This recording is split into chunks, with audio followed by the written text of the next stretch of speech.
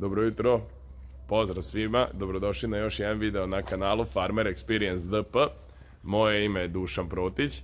Sa prethodnim videom smo uspjeli da pređemo 1000 pratilaca na kanalu, tako da bi zaista svima se zahvalio kogod je zapratio kanal na tom zapraćivanju kako bismo dostigli tih 1000.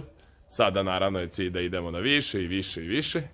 I samim tim stalno da pravimo bolje klipove. Također svim ljudima, stvarno trudim se da svima odgovorim odmah na komentar i stvarno hvala svim ljudima jer su stvarno komentari onako ohrabrujući da nastavimo da snimamo. Naravno ima i oni koji su manje ohrabrujući, ali to je normalno. Ovaj video bi posvetio žetvi soje koja je počela pre neka 3 dana, znači danas je četvrtak. Kao što sam rekao, počela je žetva u utorak. Najavljivo sam u onom prethodnom klipu da smo radili setvu pšenice. Međutim, zaista nikako od samog posla, pošto ja vozim kombajn, da uspem da se uskladim da malo i snimim nešto. Što se tiče same žetve, onako jedna od retkih žetvi u posljednjih, ajde kažemo, 10-15 godina da je ovakva. Sam usev je, ajde kažemo, na našim njivama se još to pokazalo dosta solidno.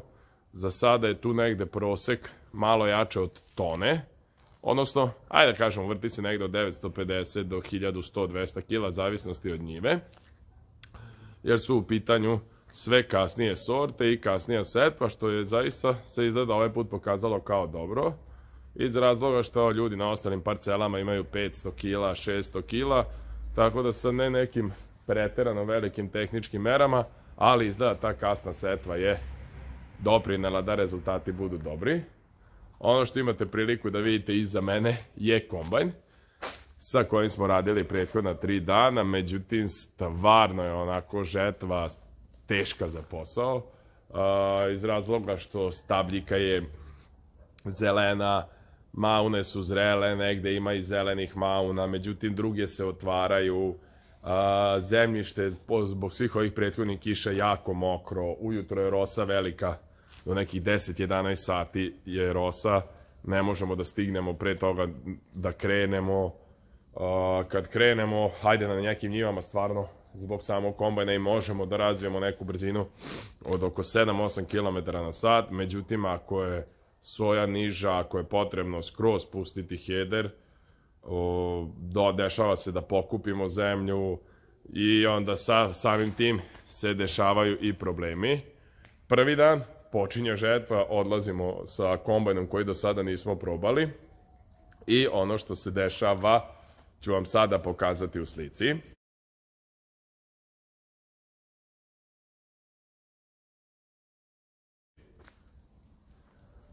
Na slici ste vidjeli da je na obeleženom delu guma pukla. Znači, završili smo njivu, pokosili neku tablu od 10 jutara, iskipovali sve, stavili kombajn sa strane i uzeli da popijemo sok. Međutim, dok smo se okrenuli, odjednom se čulo i guma sama ispala iz svoje felne. Da li je guma bila trula, jedino, što kaže moj otac, bukvalno jedino još to nismo prekontrolisali na samom kombajnu. Ono što možete da vidite jeste da zadnje gume smo stavili nove. Prednja guma koja je bila u ovakvom stanju, znači ovo je ta Goodyear s kojima je došao kombajn, da vidite da su ripne zaista dobre, je bukvalno samo iskočila iz ležišta. Kasnije kod vulkanizera nam je rečeno i pregledano je da su popucale žice i da je guma trula. Ne zbog nekog velikog napora, već jednostavno se tako desilo. I sada na ovoj strani kombajna imamo bukvalno novu gumu koja je zamenjena taj isti dan. Tako da, to su oni problemi u žetvi koje ne možete da očekujete, koji su se desili. I da kažemo, to je bio neki prvi problem koji se desio prvi dan. Drugi dan žetve, sama žetva je protekla dobro. Uspeli smo da pokosimo za nekih 4 sata, 30 jutara, što se pokazalo super. I onda smo sutra imali jedan malo teži dan gde smo kosili njivu u kojoj je malo i bilo trave više i sve. I desilo se da smo nakupili zemlju. U tom kupljenju zemlje nismo napravili neki veliki problem u smislu da smo zagušili kombajn i to, ali smo vidjeli da je određena količina zemlje ušla u kombajn i sinoć kad smo došli kući smo otvorili skupljač kamena. Otvorili smo skupljač kamena koji se nalazi ovdje dole. Iz njega je ispalo dosta zemlje. Kasnije smo pogledali korpe i ove prednje korpe koje imaju iz 3 segmenta i vidjeli da je i na tim mestima kombajn nalepio zemlje. Ono što je bitno jeste da i u samom levatoru se nakupilo malo zemlje, međutim to smo brzo očistili, jer stvarno kad su ovakvi uslovi, mokra zemlja se stvrdne unutra i napravi kao beton, što može kasnije da dovede do duvanja levatora, zaguši se kombajn i stvarno dovede do mnogo većih problema nego što smo očekivali i što bi trebali da budu, tako da smo ju sinoć pristupili i to do nekih 11-12 sati smo se bavili čišćenjem kombajna i zemlje. Ono što trenutno imamo problem još uvek jeste da ovdje unutra na ovoj zadnjoj korpi, do koje je stvarno teško prići da je dob, nalazi se i dalje određena količina zemlje koju ćemo da probamo da izvedimo. Teško se vidi pošto je unutra mrak i da to još malo iščistimo i u principu danas nastavljamo žetvu. Da to rešimo malo još pre podne i da možemo da nastavimo žetvu. Ono što svako jutro radimo jeste da mažemo kombajn, bez obzira na to koliko je on radio. Najčešće obiđemo ove mazalice gde je sečka, međutim ako je kombajn uradio je recimo 30 ili 35 jutara, koliko je uradio drugi dan žetve, pa i više, kada su uslovi dobri, tada namažemo sve mazalice na kombajnu. Bez obzira što tamo stoji na koliko sati se mažu ili ne, mi pristupimo tome da sve odradimo, naravno ne stavimo puno masti, ali da ne bi izbili same zaštite leževa, ali izmažemo. Također ono što odradimo isto jeste da gore gde se nalazi hladnjak motora iščistimo. Ako je puno korištena klima, odradimo čišćenje i hladnjaka klime i obavezno iščistimo filter vazduha. To je neka rutina koju smo radili sa svim kombajnima. Želimo da kombajn ostane dobar, bez kvarova. Želimo da eliminišemo sve moguće kvareve koje možemo ranije i u principu da posao bude odrađen bez nekih velikih nervoza, kakvu smo imali sinoć, jer svaka žetva, koliko god je značajna kod poljoprivrednika, kod nas na gazdinstvu zaista probudi i određene nervoze, naravno ljudi zbog umora, zbog teških uslova rada, manjeg roda nego što je očekivano, ali opet kažem, u neku ruku smo i zadovoljni, zato što je stvarno u odnosu na prosek, ajde, valjda će biti tu i neka korektna cena, pa ćemo moći da kažemo, bar da pokrijemo troškove koje smo imali. Sada ću vam pokazati trenutnu soju koja nam je od sinoć ostala u prikolici. Na ovoj prikolici nemamo palubu, ali mislim da možete da vidite. Znači, soja je onako, relativno je to ok za ovu godinu. Ima malo i trulih zrna, ali da kažemo o ovome kad pogledate nema toliko zelenih, nema toliko trave i zrno je relativno, ružno je, brate, zrno, jako, ali u odnosu, kažem, šta sve ljudi nose, šta sve ljudi predaju, ove godine izgleda su se ove pokazale kao dobro. I ono što je zanimljivo kod ove soje jeste da možete da vidite da ovde ova prikolica kada je puna, otprilike prethodnih godina smo vukli nekih 14-15 tona. Trenutno u ovoj prikolici ima negde oko 10 tona i to je nešto što smo pokosili sa 10 jutara. Tako da može to i bolje, ali ajde kažemo, sama njiva kada smo krenuli da je kosimo nije baš delovala obećavajuće. Sad ćemo ići naravno da predamo ovu soju, da pripremimo 2 prikolice, ovu i da danas nakosimo još 2 prikolice. Otprilike to nam je neka norma da nakosimo 2 prikolice za dan. Ako treba, imamo još jednu malu kamionsku prikolicu koju staje neki 10 tona robe. Nju pokosimo, nakosimo i u principu bit ćemo zadovoljni. Danas imamo jednu lepu njivu koju ću se potruditi da snimim pa da isto ubacim u ovaj klip, gde ćete vidjeti kako izgleda ajde da kažemo, jedna od naših lepših soja i za koju mi mislimo da će dati najbolji rod.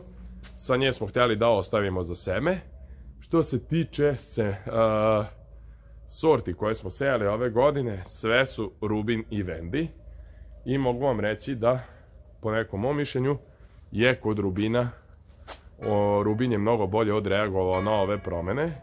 Ne u samom rodu, nego nije počeo da izbacuje nove zelene maune, stabljika mu se malo bolje prosušila u odnosu na Vendi, ali ako uporedimo sam rod, rod je isti. Ono što je zanimljivo, sad čujete da zvoni crkva, a moguće da čujete i kerove kako zavijaju na crkvu, što se mi šalimo, pevaju. Tako da u principu to je to.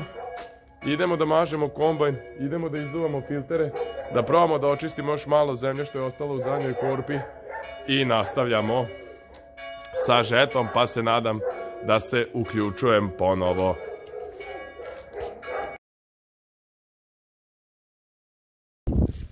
Pozdrav svima još jednom. Evo, konačno da se javi malo i sa njive, da ne bude samo od kuće. Jutro smo rešili onaj problem što smo imali, iščistili smo zadnju korpu i evo pre nekih sat i po vremena izašli da kosimo. Sad trenutno stojimo zato što napunio sam bunker i čekamo da dođu tata i Branko da dovuku prikolice. A samim tim malo nešto i da kažem o ovoj soji. Sad ću vam pokazati prvo zrno da vidite kako izgleda samo zrno sa ove njive.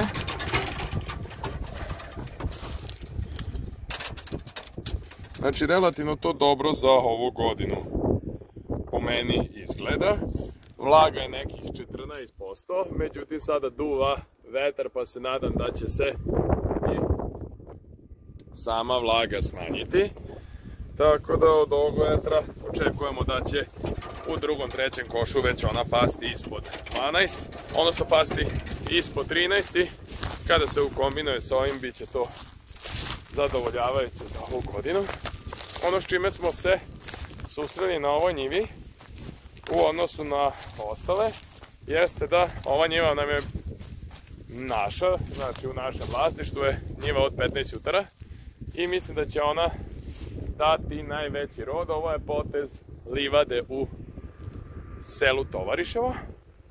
Što se tiče nje, malo je onako sama zemlja vlažna, što je otežalo današnje košenje, odnosno košenje do sada dok nismo napunili ovaj prvi bunker, iz razloga što se dešava da kombajn dosta propada, pogotovo što je svaki krug je sve teži i sve mu je teže da radi i u tom slučaju malo otežava rad autokontura zbog opet svoje veličine od 6,60.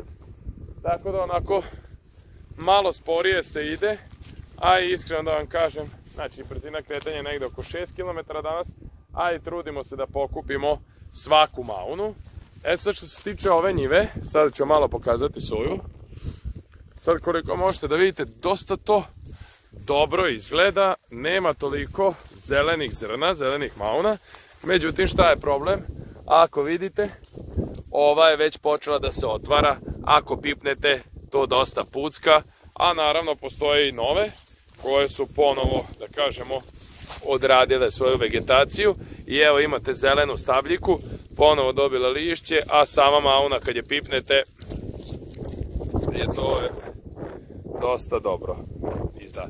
Tako da od ove njive ćemo ostaviti iza seme i stvarno sa ove njive očekujemo da prinos koji bude će biti najbolji. Stvarno je počeo da duva ovaj vetar danas negde od podne, tako da mislim da će ne samo ova već i ostale njive se dosta prosušiti, da će vlaga sutra i prekosutra biti još niža i da ćemo uspeti da odradimo posao lepo. Nadam se da ću uspeti da snimim još koji deo ovoga snimka, da će se vidjeti malo i kako radi kombajn, ko nije imao priliku eto da se ili provoza ili da vidi taj operativni sistem, Cebis koji je u Lexionu, kako radi. Sad, šta tu može puno da se pokaže? Mislim, mi smo oduševljeni s tim kombajnom i ovo nam je, da kažemo, treći i stvarno se dobro pokazao. Za sada ali da ga ne ureknemo, imali smo i sa njim, kao što ste vidjeli u prvom delu videa, određene sitnice. Tako da još jednom da napomenem, ko nije zapratio, može da zaprati kanal, stavite komentar, lajkujte videe i u narednom periodu ćemo se truditi da stalno izbacujemo sve bolje i bolje snimke. Ja se nadam da i meni sada stiže prevoz, da, eno ih stižu, tako da odak da se popnem gore, još malo da prebrišem unutra kabinu, popijem vode i nastavljamo sa poslom. Pozdrav svima i sve najbolje vam želim.